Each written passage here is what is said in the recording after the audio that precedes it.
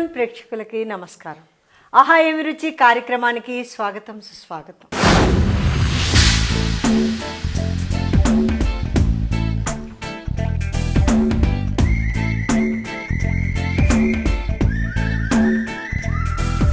రుచికరమైన ఐటమ్స్ తోటి, tasty items తోటి, వెరైటీ ఐటమ్స్ తోటి ప్రతి మారు కలుసుకుంటున్నాం, ఎంజాయ్ చేస్తున్నాం.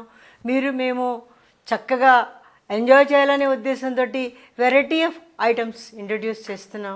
ఈ వారం ఆనియన్ పకోడీ. ఇదేంటి ఆనియన్ పకోడీ మాకు రాదా అని మీరు అనుకుంటారు. పకోడీలోని కూడా చాలా టెక్నిక్స్ ఉంటాయండి. మనం పకోడీ చేసేటప్పుడు దానిలో కరెక్ట్గా పాళ్ళు సరిగ్గా పడకపోయాయనుకోండి, ఆ పకోడీ టేస్టీగా రాదు. ఇవాళ మనం చేసే పకోడీలోని నేను కలిపే విధానం చూడండి. ఈజీగా, టేస్టీగా, స్పైసీగా, క్రంచీగా ఉండేటటువంటి ఆనియన్ పకోడీ స్టార్ట్ చేద్దాం. ఆనియన్ పకోడీకి కావాల్సినటువంటి పదార్థాలు: సన్నగా కట్ చేసుకున్నటువంటి ఆనియన్స్, నెయ్యి 1 టీ స్పూన్, పచ్చిమిర్చి, ఉప్పు, శనగపిండి, కరివేపాకు, కారం. చూసారు కదండి ఐటమ్స్. అయితే మనం ఫస్ట్ ఏం చేద్దాం అంటే స్టవ్ ఆన్ చేసేసుకుందాం యాజ్ యూజువల్గా. ఆయిల్, దీనికి ఆయిల్ లేకపోతే పకోడీ ఉండదు కాబట్టి మనం ఆయిల్ ఆల్రెడీ కడాయిలో వేసుకొని వేడి చేసి పెట్టుకుందాం. ఈలోగా మనం పిండి కలుపుకుందాం. నేను ఆల్రెడీ మీకు చెప్పాను దీంట్లో టెక్నిక్ ఏంటి అనేది. అంటే ఆనియన్స్ ఎక్కువ వేసుకోవాలి.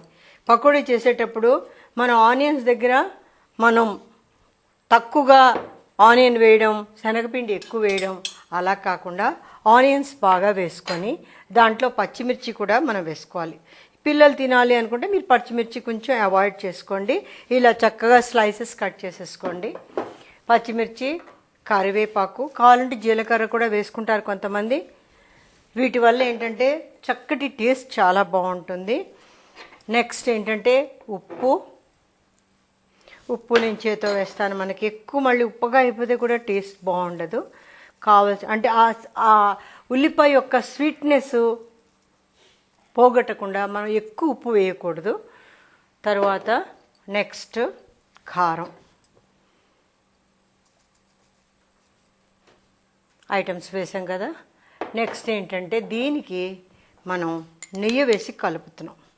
ఇదే నేను అన్నాను టెక్నిక్ ఏంటంటే ఫస్ట్ మనం ఇది బాగా కలిసేటట్టు ముందు ఆనియన్స్కి మనం ఆయిల్ కానీ నెయ్యి కానీ వేసుకోవాలి. అప్పుడు ఏమవుతుందంటే మనకి చాలా బాగా క్రిస్పీగా వస్తుంది పకోడీ. మనం ఏం చేస్తామంటే ఫస్ట్ ఇంత శనగపిండిలోని ఉల్లిపాయలు కలిపేస్తాం. దానివల్ల ఏమవుతుందంటే ఆ క్రంచీనెస్, ఆ క్రిస్పీనెస్ రాదనమాట. ఇప్పుడు మనం ఘీ వేసుకున్నాం. దీంట్లో ఉల్లిపాయలు, ఘీ, ఉప్పు, కారం అన్నీ వేసి మనం చక్కగా కలిపేసుకున్నాం.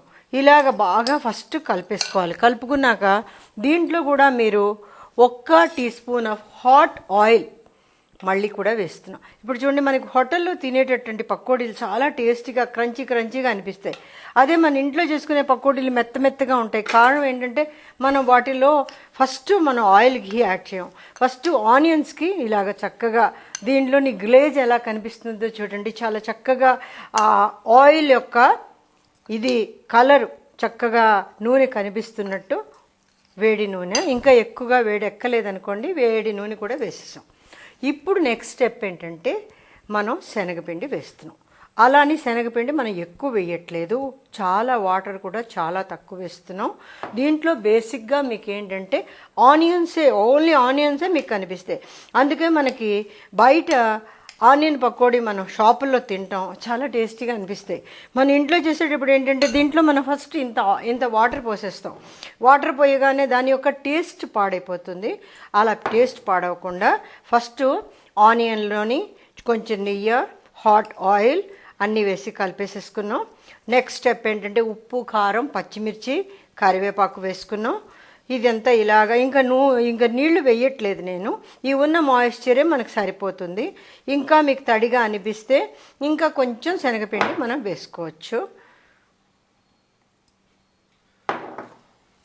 ఇప్పుడు దానివల్ల ఏంటంటే కొంతసారి ఈ పకోడీలు చాలా రోజులు నిల్వ ఉంటాయి. మనం ఎక్కడికైనా బయటికి వెళ్ళేటప్పుడు క్యారీ చేసినా కూడా, ఎందుకంటే వాటర్ అది యాడ్ చేయట్లేదు, ఆనియన్స్లో ఆయిల్ అది వేసాము. దానివల్ల ఏంటంటే క్రంచీగా చాలా టేస్టీగా అనిపిస్తాయి. ఎక్కువ రోజులు నిల్వ కూడా ఉంటాయి. ఓకే, ఇప్పుడు నేను చేతితోటి చూస్తున్నాను టెక్స్చర్ ఎలా ఉన్నదో. మనకి అంతా బాగా పట్టేటట్టు మొత్తం ఉన్నది కాబట్టి కావాలంటే కొంచెం వాటర్, వెరీ లిటిల్, అంటే 2 డ్రాప్స్, చాలా తక్కువ వేసుకుంటున్నాం. ఎక్కడైనా విడిపోకుండా డ్రాప్స్ ఆఫ్ వాటర్ ఇందులో యాడ్ చేస్తున్నాం. అలా అని ఎక్కువ వాటర్ మనం దీనికి తగలకుండా, మన ఉద్దేశం ఏంటంటే పకోడీ క్రిస్పీగా రావాలి. అప్పుడు ఏంటంటే టేస్టీగా ఉంటుంది, తినడానికి బాగుంటుంది. ఇలాగా పిండి మొత్తం కలవాలి, ఆనియన్స్కి పిండి కలిపేటట్టు ఉంటే మీకు బాగా వస్తుంది. ఇంకా మిగిలిపోయిన పిండి కూడా మనం కావాలంటే ఈ పిసర్ కూడా మనం దీంట్లో యాడ్ చేసేసుకుందాం. ఇప్పుడు మీకు మోర్ డామినేటింగ్ థింగ్ ఏంటంటే ఆనియన్స్ చాలా బాగా డామినేట్ అయ్యి కనిపిస్తున్నాయి. ఇప్పుడు వేసిన స్పైసెస్ అన్నీ కూడా చక్కగా పట్టి నీట్గా కనిపిస్తున్నాయి. ఇప్పుడు మనం ఫ్రై చేసుకుంటే ఈ పకోడీ రెడీ అయిపోయింది, బ్యాటర్ రెడీ అయిపోయింది. ఆయిల్ కూడా మనకి ఆల్రెడీ తయారైపోయింది, రెడీగా ఉంది. విడిపోతున్నట్టు ఆనియన్స్కి కలవట్లేదు అనిపించింది అనుకోండి, అప్పుడు ఇంకా కొంచెం డ్రాప్ ఆఫ్ వాటర్ వేసుకోవాలి. అందుకనే మనం ఫస్ట్ వేసేటప్పుడు కొంచెం చూసుకోవాలి, మరీ విడిపోయినట్టు ఉండకుండా పకోడీకి పిండికి కలిపి పట్టేటట్టు ఉండాలి. అదే చెప్తున్నాను. కానీ పకోడీ చేయడం కూడా చాలా టెక్నిక్. మామూలుగా పకోడీలు చేసిస్తాం అని అంటారు, చాలామంది ఇళ్లలో పకోడీలు టేస్టీగా చేయరు. వాటిల్లో ఏంటంటే కరెక్ట్గా ప్రొసీజర్ కరెక్ట్గా ఫాలో అయితేనే పకోడీ బాగా వస్తుంది. ఇప్పుడు మన ప్రొసీజర్ చూడండి, ఈ మాదిరిగా మొత్తం కలిపేసుకున్నాం, వాటర్ స్ప్రింకిల్ చేసుకున్నాం.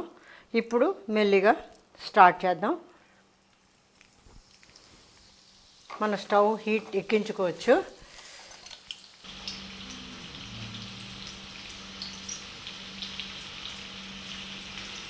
చాలా స్పైసీగా కూడా ఉంటుంది, నిల్వ కూడా ఉంటుంది ఈ పకోడీ. మనకి క్యారీ చేసి పై వాళ్ళకి వెళ్ళేటప్పుడు కూడా మనం ఒక 2 రోజులు పెట్టుకొని వెళ్ళినా కూడా బాక్స్లో పాడవు అనమాట. ఎందుకంటే మనం దీనికి వాటర్ కంటెంట్ ఎక్కువ వేయలేదు కాబట్టి ఇది నిల్వ ఉండడానికి ఆస్కారం ఉంటుంది.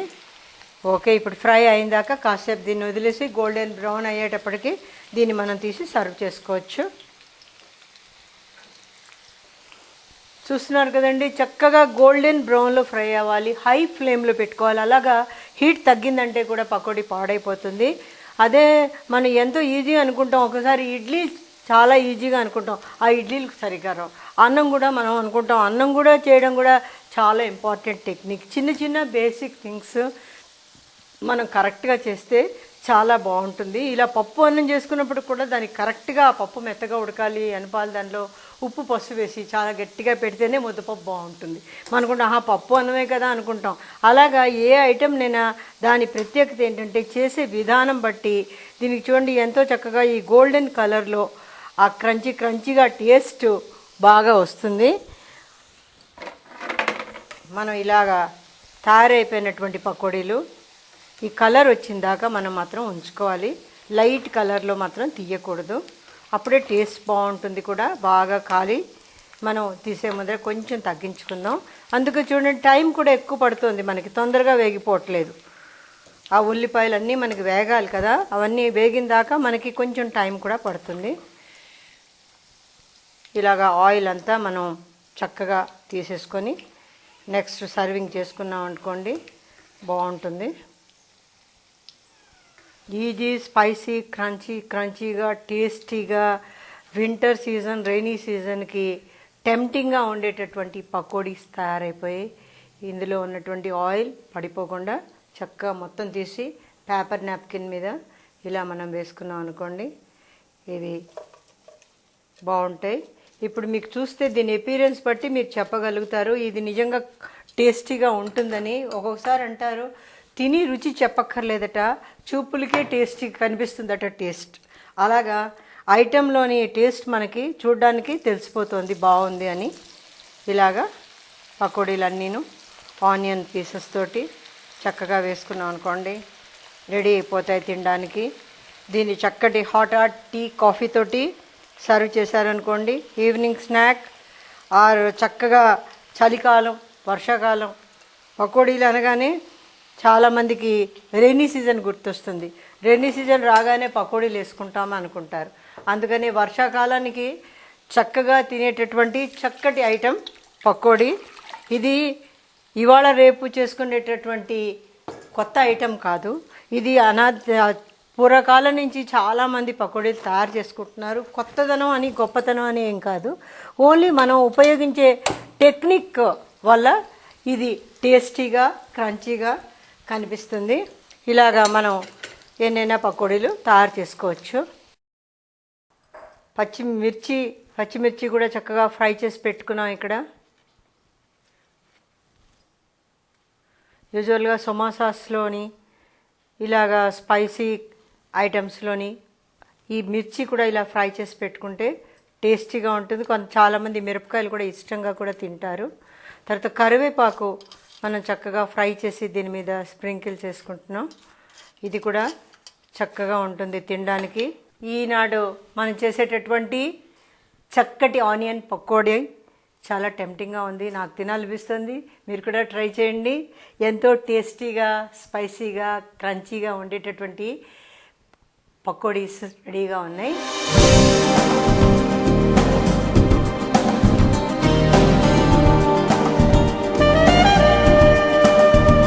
ఈనాటి ఆహా ఏమి రుచి కార్యక్రమంలోని చక్కటి స్పైసీ పకోడీస్, చట్పటాసా పకోడీస్ రెడీ అయిపోయాయి. వచ్చే వారం కొన్ని కొత్త ఐటమ్స్తో మళ్ళీ మీ ముందుంటాను. అంతవరకు సెలవు. నమస్కారం.